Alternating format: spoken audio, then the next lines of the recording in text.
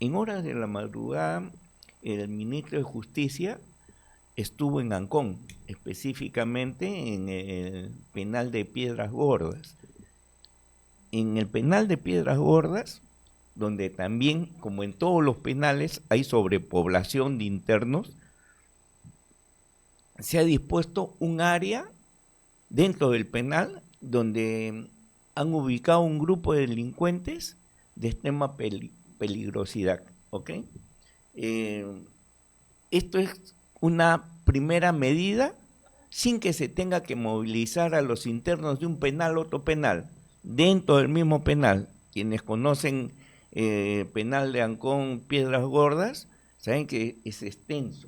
Ahí es uno de los penales con mayor área de terreno y de seguridades. Pero yo digo, ¿eso es suficiente? No, por supuesto que no es suficiente, ¿no? Y yo creo que en ese área extensa también se pueden construir algunos pabellones adicionales para albergar a personajes o delincuentes de altísima peligrosidad.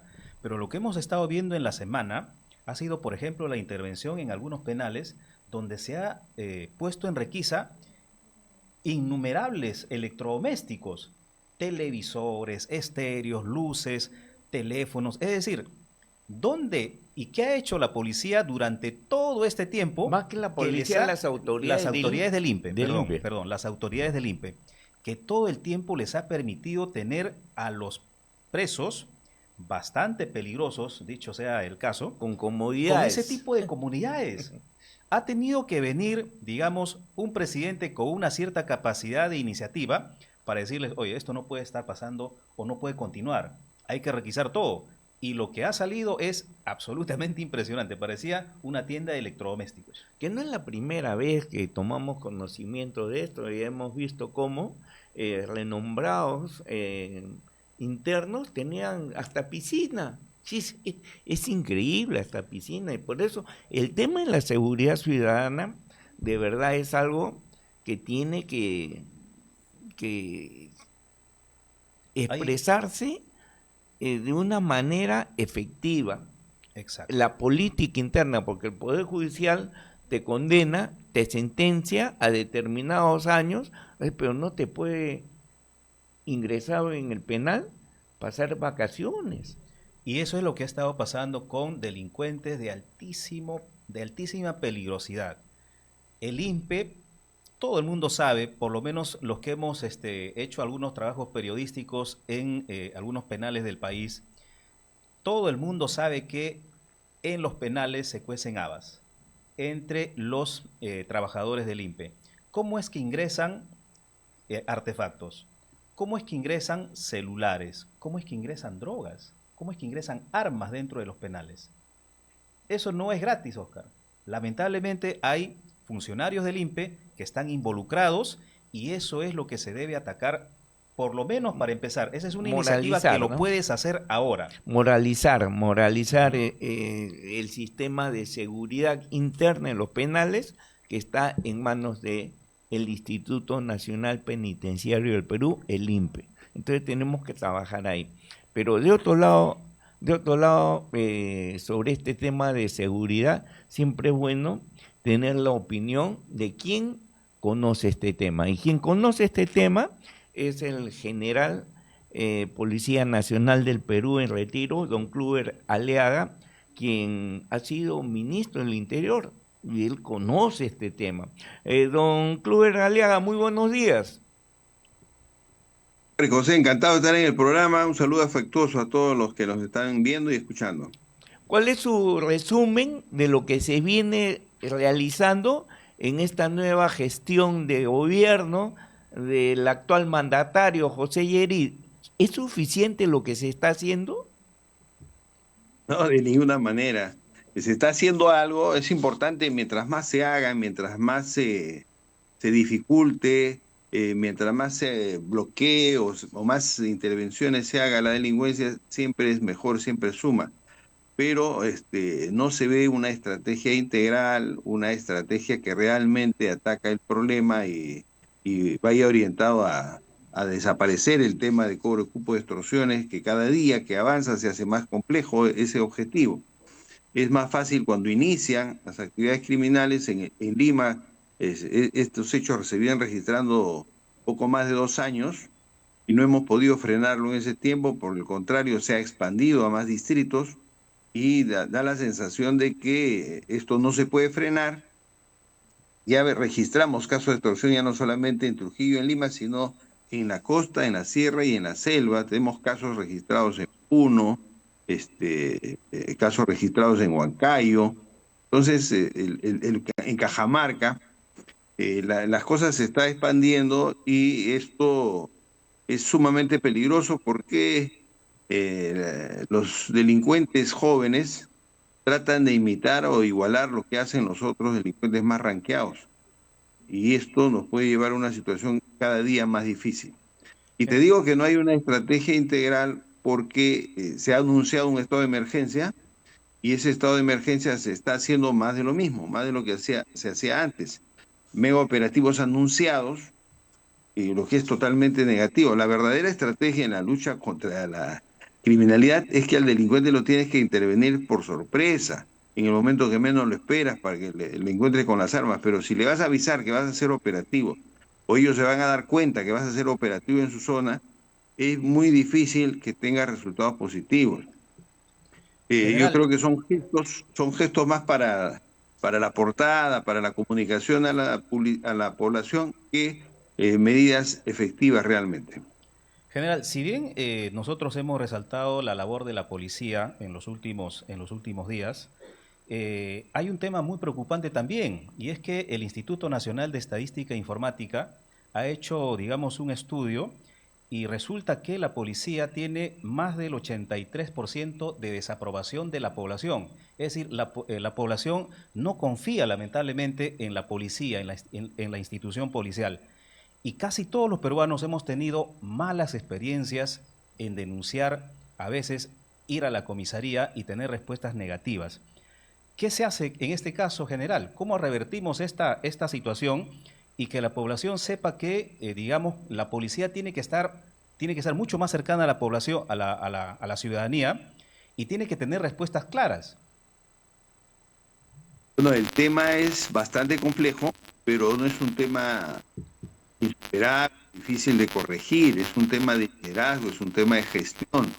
Los comandos de cada región, de cada división territorial, de cada DIFTER, deberían mejorar su gestión de dirección, apalancando, digamos, el tema de la mejora de los servicios, la organización pública y cortar toda acción de corrupción de parte de la policía. Esto que te digo ha sucedido, particularmente, puedes hacer algunas averiguaciones en las zonas donde personalmente he comandado las regiones, como el caso de Chiclayo, como el caso del Callao. Vas a encontrarte con que la policía cambió de actitud, que la policía fue querida por la población, que la policía fue aceptada por la población. ¿Y esto por qué? Porque simple y llanamente hay las ganas de hacer el trabajo, hay sistemas de control y una comunicación permanente entre el jefe y su personal. De tal manera que esas malas conductas se pueden erradicar, y tú tienes una policía más cercana, más amigable con la población. En teoría, todos los policías salen formados de la escuela para eso. El policía tiene la formación profesional en el que se le dice que tiene que ser el mejor amigo del ciudadano, tiene que ser empático, tiene que estar presto a servir, a morir, a dar su vida por defender la vida de otro ciudadano. Pero en la práctica se ve efectivamente que en algunas comisarías hay personal que es muy renuente a dar una atención de calidad, una respuesta amigable, una respuesta que satisfaga las expectativas de la población, ¿no? Un trato muy hosco. En la formación profesional se les enseña, por ejemplo, el personal que tiene trato directo con el ciudadano debe tener un trato amigable, casi de ciudadano a ciudadano, porque el policía, digamos, o tosco, el policía guerrero, entre comillas, es un policía que está en otro tipo de servicios, por ejemplo, en la DINOES, ¿no? Tienen una mayor formación y entrenamiento tipo militar, que no tienen mucho trato con el público. Entonces, el servicio policial es diferente. Sin embargo, en la práctica vemos efectivamente que hay deficiencias, que hay fallas, pero esas fallas fundamentalmente existen por la falta de la calidad en la dirección, en los comandos inmediatos del personal policial. Cuando hay buenos comandos, indudablemente Imagínate, tú eres un coronel y eres un coronel que visita tus comisarías, que hablas con tu personal, que supervisas, que controlas y sancionas el mal comportamiento y felicitas y estimulas la buena conducta de los policías. Indudablemente la conducta, la respuesta de tus policías va a mejorar en cada distrito. Entonces, fundamentalmente eso se debe a fallas, ya no del personal directamente, sino fallas de gestión, control, supervisión, capacitación, estímulos. Hay que incentivar permanentemente al personal mediante estímulos positivos, felicitaciones, algún tipo de premios, y estímulos negativos, que son sanciones drásticas a toda inconducta del personal. General, hoy estamos, creo, en el cuarto día, quinto día en que se declaró el estado de emergencia, pero no ha bajado homicidios, sicariato, atentados, no ha bajado. Lo que se ha multiplicado son las fotos, se han multiplicado los TikToks de algunas autoridades, pero en la lucha efectiva pareciera que no está dando resultados. Bueno, yo creo que se está trabajando mucho en el tema de comunicación. Parece que por ese lado ha mejorado el personal que está trabajando cerca del gobierno, pero una publicidad engañosa termina siendo peligroso porque la población comienza a perder credibilidad, y eso resta legitimidad y autoridad al gobierno. Las fotos pueden captar la atención de la población en pocos días, se puede dar una sensación de que hay mejora, pero si esta no se concreta, la excepción, o sea, el saldo final va a ser terrible, y eso es lo que tiene que cuidar todo gobierno. Un gobierno debe cuidar su gobernabilidad manteniendo alto siempre el nivel de aprobación, y ese nivel de aprobación se mantiene en alto cuando las promesas, cuando la publicidad o la propaganda que se da resulta ser verdadera, o sea, cuando las acciones operativas o las acciones que tú dices que vas a hacer realmente se logran, se cumplen. Pero cuando se nota que solamente es foto, que solamente es montaje, que solamente es un tema de comunicación y que no hay resultados positivos, porque se ha dado el estado de emergencia, pero antes no se ha organizado las fuerzas, antes no se ha preparado el sistema de inteligencia, sino que se está trabajando con los mismos, con la misma forma de organización, con la misma inteligencia que había, que ya sabemos que no era suficiente. Entonces los resultados no son muy prometedores. Sin embargo, la campaña comunicativa, publicitaria, de propaganda, sí se ve que está siendo empleada al máximo. Entonces yo le diría al gobierno que tenga mucho cuidado con eso. No hay que ofrecer anticipadamente cosas sin estar seguros de que se va a cumplir, porque una promesa incumplida, una decepción por parte de la población, puede resultar muy contraproducente para una buena gestión de gobierno. General Aliaga, para hoy se han convocado a movilizaciones. Hay doble movilización. Por una parte, la población que va a salir a marchar en respaldo a la policía, y por otra parte, la nueva convocatoria de la generación Z. ¿Qué debería hacer en este caso la Policía General, teniendo en cuenta su experiencia?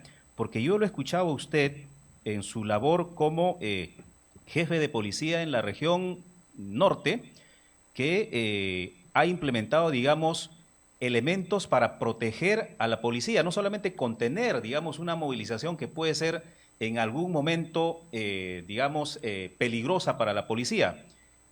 ¿Ha visto usted alguna señal del gobierno, del Ministerio del Interior, para ver qué mejor preparados está la policía para enfrentar hoy esta movilización? Bueno, no he visto personalmente qué es lo que están haciendo los jefes operativos, solamente el anuncio de que se iba a comprar rochabuses. Aunque el tema de Rochabús es importante, esa tecnología es muy antigua. Hoy día hay otros equipos mucho más sofisticados y mejores que eso. Y yo creo que se quiere comprar equipo que se utilizaba hace 40, 50 años. Es muy peligroso eso.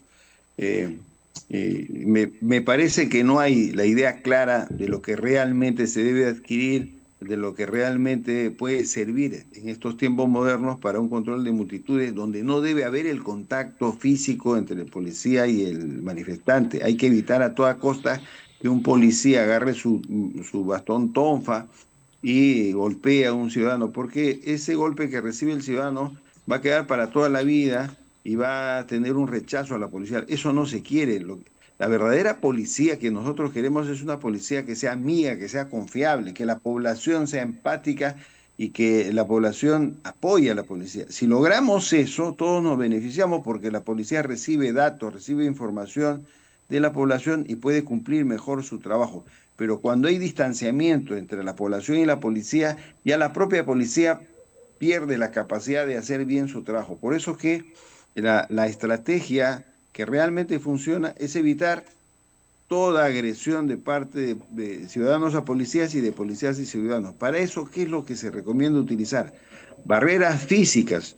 Cuando decimos barreras físicas nos referimos a cualquier tipo de material que impida precisamente que se haga esto y que permita contener o retener a las personas cuando ya no se quiere que rebasen algún punto que se ha establecido, por ejemplo, evitar que lleguen al Congreso o a Palacio de la República. Y ese punto, por ejemplo, donde nosotros tenemos que hacer el bloqueo, hay que hacerlo cerca a una esquina. ¿Para qué? Para que cuando utilices gases lacrimógenos, estos manifestantes se puedan dispersar por 3 calles. Tú no le puedes cerrar la calle, porque si cierras la calle y no le das lugar de escape, es como un animal enjaulado. La turba se vuelve más agresiva, más violenta. La verdadera estrategia del control de disturbios es dispersar, es separar el grupo grande en grupos pequeños, porque hay que tener en cuenta la psicología del grupo. No sé si has ido al estadio, ahí te vas a dar cuenta que estás en la muchedumbre y tú comienzas a seguir y el ánimo de los demás hinchas te contagia. Y lo mismo pasa en las movilizaciones. El individuo que es tranquilo, que es, entre comillas, zanahoria, así como decimos, una persona que no mata ni una mosca, sin embargo, cuando está en una muchedumbre y ve que todos agarran piedras y lanzan, que todos gritan, que todos arengan, entonces él también se contagia y deja su personalidad propia y asimila la personalidad, la conducta grupal. Por eso es que una marcha pacífica se puede tornar en una marcha violenta si es que hay agitadores que saben activar ese mecanismo. Y los agitadores profesionales lo conocen, lo estudian, saben cómo llevar a un grupo humano a que adopte una psicología de grupo violenta y agresiva. Y eso lo hacen de manera sencilla. Comienzan a provocar a la policía, hacen que el policía agreda, golpea o lance sus gases lacrimógenos para que todos, ¿no?, comiencen a tener una conducta violenta. Eso es psicología grupal y eso lo tienen que saber primero el personal de UCE. El personal de control de disturbios tiene que ser un personal altamente preparado, que conozca todas estas situaciones, que sepa cómo controlar y dispersar disturbios con el menor costo social posible. Eso lamentablemente no lo estoy viendo en las acciones operativas. Y tú bien has averiguado un poco de mi actividad profesional, has visto que he desalojado el mercado modelo de Chiclayo sin un golpe a un civil, sin disparar un solo gas lacrimógeno, con pura estrategia. Entonces, no estoy hablando cosas teóricas, estoy hablando cosas que conociendo tú lo puedes aplicar en el terreno. Y precisamente cuando veo este tipo de operativos donde no se preservó la seguridad física de los policías y donde había un alto número de policías heridas, eso claramente denota que ha habido errores graves en el tema de la formulación del plan de operaciones, en el liderazgo, en la conducción de las operaciones. Y es lamentable porque ya no es culpa del personal de suboficiales, es responsabilidad de los jefes. Para eso los jefes se tienen que preparar, tienen que estudiar, tienen que estar en el terreno, tienen que tener teoría y práctica. No General, solamente teoría, no solamente teoría, tienen que haber estado en la cancha ahí a primera fila con su personal.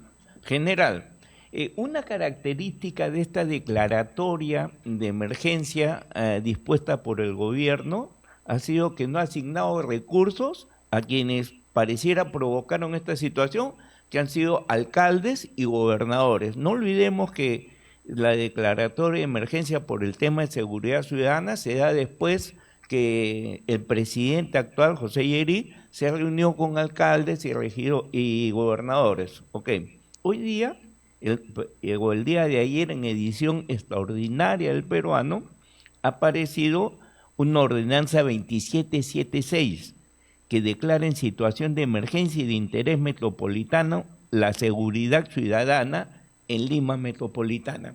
Eso no es un poco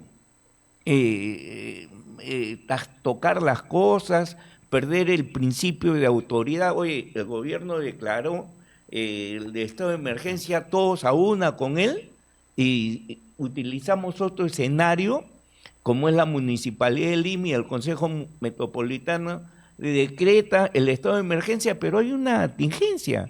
Dispone, autoriza que se gaste en infraestructura, compra de bienes, servicios, lo que no ha hecho el gobierno central. ¿Por qué?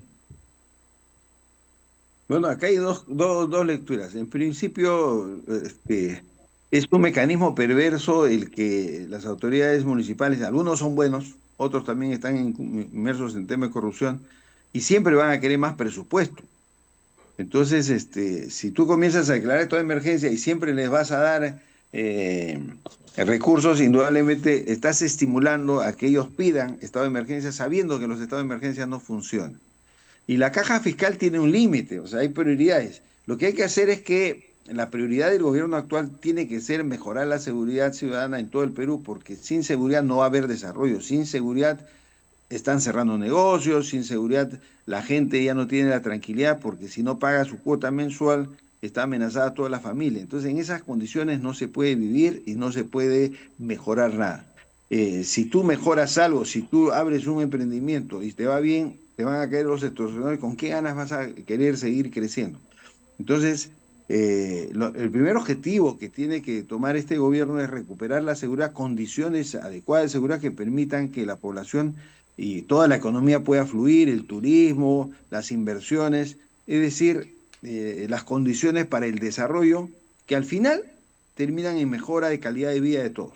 Entonces, la seguridad es una condición básica, no lo han entendido así, no se han dado los presupuestos adecuados y eso se nota hasta en el equipamiento que debe tener la policía de control de disturbios, que es un equipamiento muy anticuado, totalmente desfasado e inadecuado para los tiempos modernos, y ni hablar del resto de comisarías al interior del país que no tienen ni luz, ni agua, ni internet, ni desagüe. Entonces la situación es crítica y frente a esto tenemos alcaldes que están en Lima que piden estado de emergencia pensando que seguramente le van a asignar mayores presupuestos. Yo creo que los presupuestos deben orientarse en principio a fortalecer a la policía, que es la que va a dar el pecho, que es la que realmente va a lograr capturas y sacar a los delincuentes de circulación. Pero General, los presupuestos que pide la municipalidad van orientados netamente a un trabajo municipal y que el aporte que dan, sí, se aporta de alguna medida, ayuda de alguna medida, pero no es contundente. Si tú tienes recursos, tienes que priorizar aquella entidad que más resultados positivos te puede dar. En ese sentido, yo creo que el Estado tiene que manejar muy bien la asignación de caja fiscal. Si hubiera dinero para todos, bienvenido que le den a todos, pero si no alcanza el dinero, tienes que priorizarlo. Espero que lo hagan así y que al parecer hasta ahorita donde vemos no está sucediendo. General, un comentario corto de su parte sobre, por ejemplo, el policía que ha ocasionado este lamentable accidente que ha terminado con la muerte de un manifestante. El jefe de la policía, Óscar Arriola, ha calificado de héroe a Luis Magallanes. pero de inmediato el premier Ernesto Álvarez, digamos, como que no ha aceptado ese calificativo para el policía. Ahí se ha abierto, digamos, un enfrentamiento entre el Ejecutivo y la policía. ¿Cómo se debería resolver este caso? Este caso se resuelve de una manera bien sencilla. El jefe de la policía es jefe de un órgano técnico operativo, no es político. El jefe de la policía no puede ni debe hacer declaraciones de carácter político.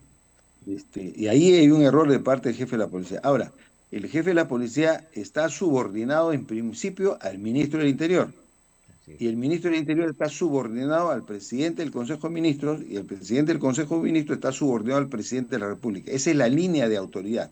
Eso es digamos, el escalón de autoridad. Por lo tanto, no se debe permitir ni se debe aceptar que un jefe operativo, técnico operativo, que es policía, haga declaraciones de carácter político y peor que contradiga pues a